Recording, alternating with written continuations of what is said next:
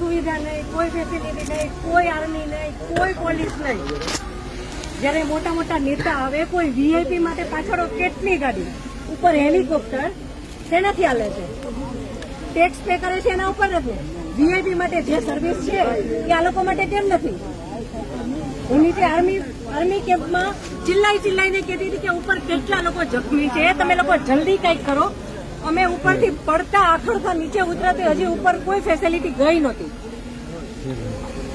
ઉપર આટલું બધું થઈ ગયું હતું, નીચે આર્મીને ખબર કેમ ન પડી કે ઉપર આ થઈ ગયું છે? આતંકવાદી અમારી સામે આવીને ગોળી મારી જાય છે, હિન્દુ મુસલમાનને અલગ કરીને હિન્દુના બધા ભાઈઓને ગોળી મારી છે. તો આપણી આર્મી કરે છે શું?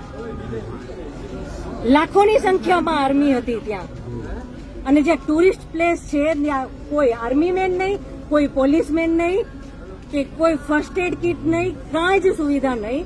એમાંથી એક આર્મી મેન એવું કહે છે કે તમે લોકો ઉપર ફરવા શું કામ જાઓ છો? હવે તમે મને એ વાતનો જવાબ દો. જો આ રીતનું હતું તો તમે અમને જવા શું કામ દો છો? નહીં, હવે મારા ઘરનો સ્તંભ વયો ગયો છે. હવે તમે મને પાછો આપો, મારે બીજું કાંઈ ન જોઈએ. આજ પછી કોઈ દિવસ કોઈ વોટ જ નહીં કરતા. જો આપણી ગવર્મેન્ટને પોતાની જ સુવિધા રાખવી છે, તમારા પાછળ કેટલા વીઆઈપી હોય છે, કેટલી ગાડીઓ હોય છે, તમારો જીવ છે. આ ટેક્સ પે કરે છે એનો જીવ નથી. આ છોકરાઓનું શું? આનું ભવિષ્ય શું? આને ડોક્ટર બનાવી છે, આને એન્જિનિયર બનાવો છો, હું કઈ રીતે બનાવીશ? નહીં, મને ન્યાય જોઈએ. મારા છોકરાનું ફ્યુચર ખરાબ ન થવું જોઈએ. આટલા વર્ષની સર્વિસમાં એને ટેક્સ તમે કટ કરીને તમે સેલરી આપો છો ને, અને ઉપર જતા અમે કઈ પણ વસ્તુ ખરીદીએ છીએ, ક્યાંય જઈએ છીએ, ફરીથી ટેક્સ, ટોલ ટેક્સ, બધા ટેક્સ તમે અમારી પાસેથી લ્યો છો.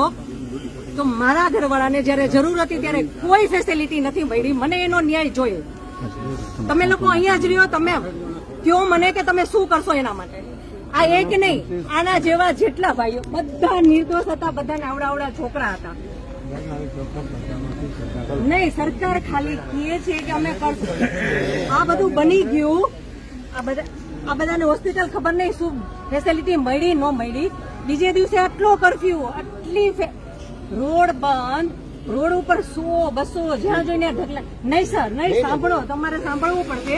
જયારે બધું પતી જાય પછી આપણી ગવર્મેન્ટ આવીને ફોટા પાડે છે કે અમે આર્મી ઓફિસર અહીંયા હતા, પોલીસ અહીંયા હતા, નેતા આવ્યા છે. પછી શું કામનું? અને આર્મી ઓફિસર એવું કેમ બોલી શકે કે તમે લોકો ઉપર જાઓ છો શું કામ ફરવા? અને ત્યાં એક બોલ્યો તો બાકીના બધા સાંભળતા હતા, તો કોઈ કઈ ત્યારે કેમ ન બોલ્યું? અમે ત્યારે એમ બોલ્યા કે આર્મી મુર્દાબાદ, કે આર્મી હાય હાય, તો અમને પકડીને કેમ અંદર ફેંકી દે છે?